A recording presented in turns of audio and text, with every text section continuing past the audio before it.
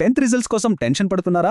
విద్యార్థుల కోసం నిపుణులు ఇచ్చిన అద్భుతమైన సలహాలను ఈ విశ్లేషణలో చూద్దాం.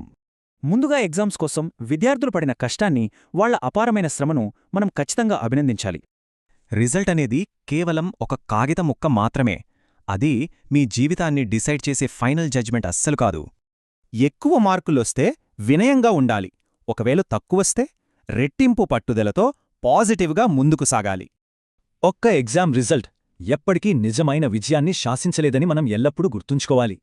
ఇక్కడసలు పాయింట్ ఏంటంటే, మార్కులు టాలెంటును కొలవలేవు, భవిష్యత్తును డిసైడ్ చేయలేవు, అలాగే ఫెయిల్యూర్ ప్రయాణాన్ని ఆపలేదు.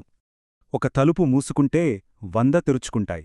భవిష్యత్తులో విద్యార్థుల కోసం లెక్కలేనన్ని అద్భుతమైన అవకాశాలు ఎదుర్చూస్తూనే ఉన్నాయి.